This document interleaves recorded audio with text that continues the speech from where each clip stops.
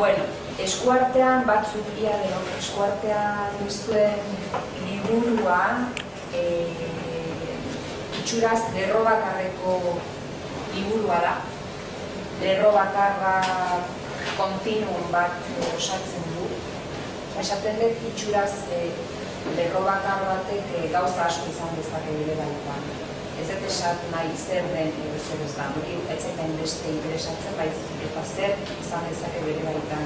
Izan bez ere aipatu duzue, norbait ibiltzen, norbaiten urratsak egiten duen bitartean, izan dezake argiek mendi magal batean eratzen duten lerroa, izan ditzake hitzak, izan ditzake isiltasunak, izan dezake lerro bakarra izan dezake maitasun ekintza bat, izan dezake kritika ekintza bat, krisi ekintza bat, izan dezake erredura bat, errebeldia une bat, arrakala bat, izan ditzake zuloak, izan dezake espiral bat, Osantalek aipatzen du denborarena, zatikolarena, niri latian, gehiago interesatzen zait espirala edo lupa, berdina, erabat berdina ez den zerbait, baizik eta diferentea, errepikaten horretan diferentzia hartzen duen zerbait, Eta izan dezake ere, lerro bakar batek, izan dezake ere horizontea ustertza, Osantalek aipatu duen bezala. Niretzat horizontearen ideiaz, uste dut jende askok izango duela burutazio hori, irakurri askok izango duela burutazio hori. Niretzat horizontea irudikatzean, ez dute irudikatzen horizontea gauza finko bat bezala, mugiezin bat bezala. Uste dut deia horrek zer ikusi gehiago daukala erlijioarekin, eta niretzat pentsat ez da interesgarria. Gehiago interesatzen zait, mugitzen den horizonte bat, mugikorra dena, egunero egiten den horizonte hori, gure errauntekin, ametsekin eta lesioekin ez da. Egunero mugimenduan dagoen horizonte hori. Dena dela, esan behar duzuet, liburuan ikusten dena baino, niretzat behintzat idatzi dudan bitartean, garrantzitsuagoa izan dela entzuten dena. Entzumenarekin idatzitako liburua da. Prozesua berez izan da erritmoaren bilaketa, erritmoaren etengabeko bilaketa. Esaldiekin eta lerroekin arakatzen hasi duzen, orain dela urte batzuk, itertzen, arakatzen, bilatzen. Egia esan ez dukan liburu bat egiteko asmorik, egia asmoa etzen liburu bat egitea, zein gehiago erritmo horren bilaketa, eta hitzaren, esanaiaren eta soinuaren ustartze hori. Noizen hitza soinu, noizen hitza erritmoa, noizen esanaia, noizen irudi. Eta gertatu zaidana izan da, denbora asko pasatu dela horrekin, idatzitik hitzera pasatzen, idatzitik esatera pasatzen, eta azkenean formatzen joan da, eta bihurtu da bi formadun lana, batetik liburua, eskuartean bautazuena, eta bestetik pieza sonoroa. Orain azalduko dizuet pieza sonoren prozesua zen. Eta denbora guzti horretan, urte hauetan, egon naiz denbora guztian itxoiten bezala bilatzen, inongo presari gabe, erabateko lasaitasunarekin. Askatasuna handia eman dit, helburu ez izate horrek, eta niretzako idaztea denbora guzti honetan, urte guzti hauetan izan da itxoitea. Lan egiten, lan asko egiten, baina itxoiten, Eta hor entzumenak esan dit, entzumenak eta erritmoak esan dit, lana izagoen prest. Forma bat izan. Eta aldi berean izan da ere gorputzarekin, erabat gorputzetik idatzitako liburua, gorputz osotik. Gorputza esaten dudanean, ez dut esaten anatomia, kakiko anatomia zuen, gorputza oso zen zabalean, intensitatez, indarrez, afektudez, mugimenduez zeharkatuta dagoen gorputza zarinez. Eta denbora guzti honetan ere idaztea izan nahientzat dituen elementuak elkarrekin jartzea, konposizio lan bat. Idaztea konposatzea da, niretzat, konposatzea.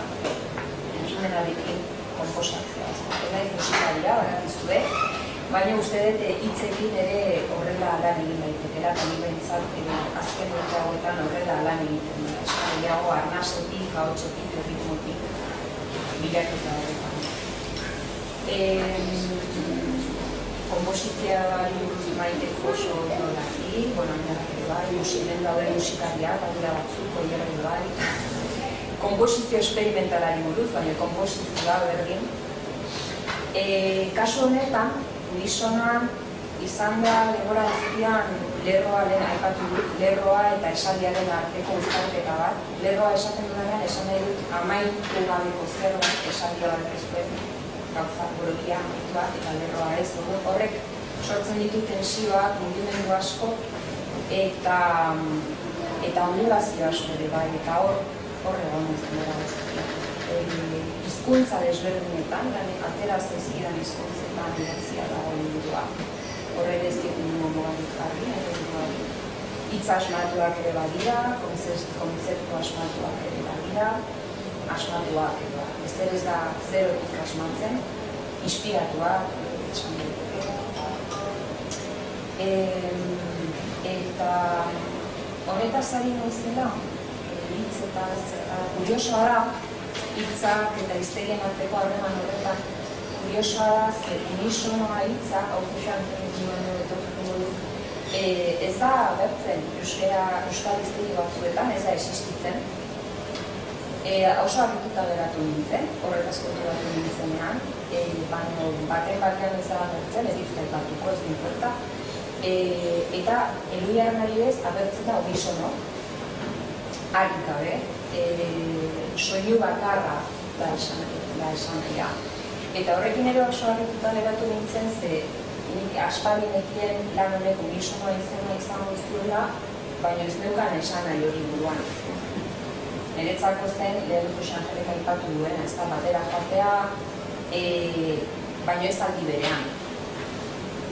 Batera joatea, ez aldi berean, eta ez da soinu bakarra batekin. Osa, niretzako unisonoa ez da soinu bakarra. Izatez, izango nintzateke kontrakoa, ez da. Soinuan iztuna, edo... Ondo baina, bagatzen bat parlatu. Bai, moztu. Azkenean, nik uste dut, hainbat, Pagunduko estazu, baina koro bat eta bestu ezak unisonoan, koro azkenan ahots asko dira, baina bestu melodia berbera. Ez dute zertan batera joan behar. Hor, hori da. Batera bestu dut nahi bezala joan. Osa, ulertzen zazu, izan egan unisonoan ahots asko izan diren. Unisonoan kantatzen duzu nahi, ahotsak izan dira. Baina kantan melodia berbera. Baina zuretzara egiten iztiak soinu bakarra esatea, unisonoa ditzen dut. Bueno, niri arrega jarri garri egin zitzaidan, baina ni askotan arritzen naiz iztiak ematen dituzten azalpen. Gustatzen zaitele harrindura hori, ez harrindura horretatik gauza asko, harrindura hori ere emankorra da. Ez dauka garrantzia hondirik, baina niretzako honetan egon ezen bitartean izan garrantzia. Eta gero badago beste kontzeptu importante bat buruan entzunmuga. Entzunmuga hitza askotan agertzen da, eta hiru piezetako izenburu hori daukate, gero azalduko dizuteko bere ala, ez asko luzateko. Eta, niretzako idaztea entzutea da, edo behintzat denbora tarteetan hori izan da, eta irakurtzea ere entzutea litzateke, mugan entzutea, mugan idaztea, edo nolabait liburu honetan uste zenbat duzule hainbat unisono edo egon dut. Zenbat duzule hainbat unisono, hainbat horizonte, horrelako zerbait hori da, piskat idei ez da. Entzunmuga hitza inspirazioa aktuak egin duzu. Elbira Zipikiak ikusmugaitza asko gorditzen zuen Maider Oleagaren filman entzun nuen. Ikusmugaitza hitz ohikoa da, baina, nik bedaren da ikusmuga, zen normalean ustertza esaten dugu izan dutena ez da. Eta hortik handotor entzungoa. Asko pentsatu duen horretan, eta honetan lanean nengoela pentsatu duen entzungoa dekrezko egilarrek, eta, Elbira Zipikiaren ikusmugari zor diot, ez da, inspirazioa hortik.